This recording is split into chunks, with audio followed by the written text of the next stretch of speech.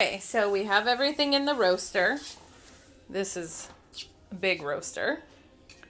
Very big roaster. In there, we have all our spices, green bell peppers, beans, tomato sauce. Let me do this. So we're going to mix that up in just a minute. In the meantime, Dad is making salsa. So this is a family recipe. Salsa there's a lot of ways to make it, but the gist of it is, the basic parts of it are tomatoes, cilantro, and the tomatoes we use are called Roma tomatoes. They're very small. They're really sweet, so it balances out the spice. We use minced garlic. I cheat and I get garlic that's already minced. It makes it much easier to work with. Red onion. I like the red onion because of the flavor. It's very specific. It's a little more on the savory side than some of the sweet onions that we use here. And jalapenos. This is a type of pepper. Probably medium hot. But basically we put them all in this food processor, mix it up. And then after I mix it up, the last ingredient I use, and it's what makes my salsa different than everybody else's, I dice up avocado. So we'll show you a photo of that once it's done. But it only takes about 15 minutes to make, so it's pretty easy. While Mom and I are getting everything else ready, we can do this at the same time. Here's the meat that's cooking. And then this is the start of the salsa. It's just diced tomatoes. So lots of fresh vegetables in salsa. And you dip chips in it and put it on tacos. Put it on anything. It's great. Smells super fresh. And Super Bowl cooking is underway. Actually, I'm going to mix this up. I'm going to turn the camera a little bit. There we go. You want me to hold it for you? No. You good? You have it? You do salsa. So, if you can see.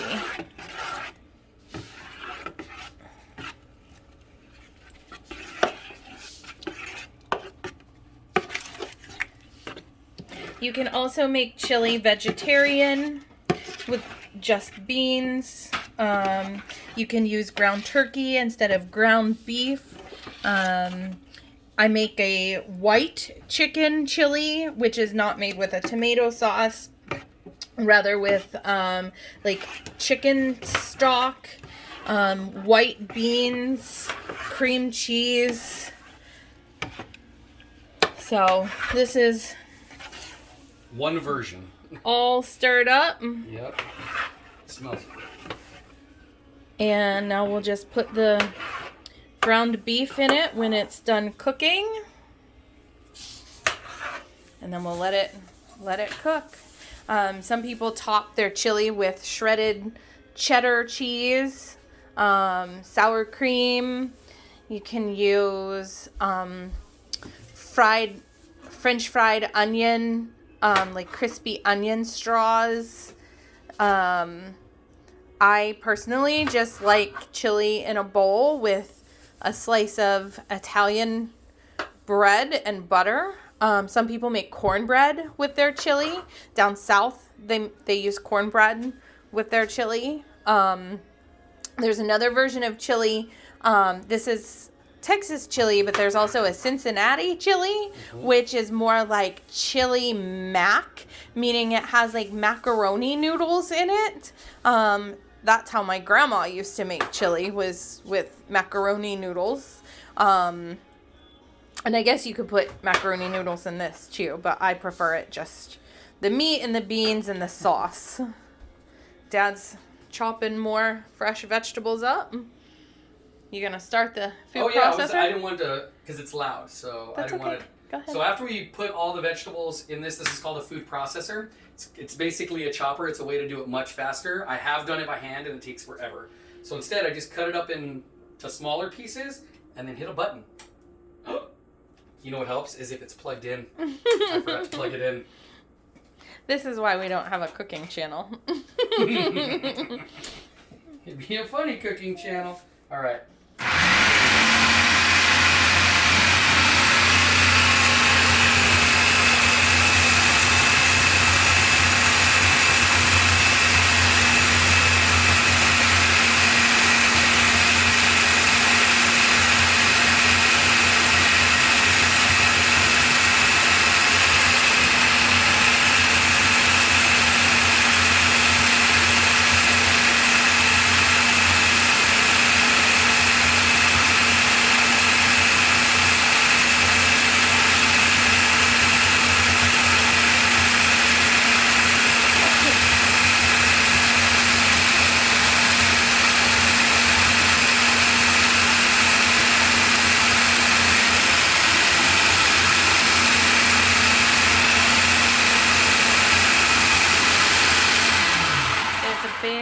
chunk of So one of the onion. things you want to do when you're using a food processor and what it's trying to accomplish, you can see how it's basically pureeing, kind of liquefying a lot of this. You want to make sure there's no really big chunks. So in the middle of this, as I'm looking down on it, I can see that there's still a really big piece of onion that still needs to chop up. So you want to just be patient and just let the food processor do what it's supposed to do, and just give it time to do that. And so I'm going to turn it back on, but yeah, you want to just make sure that it's not that it's nice and smooth and all the vegetables have been chopped up really small and almost purified like this.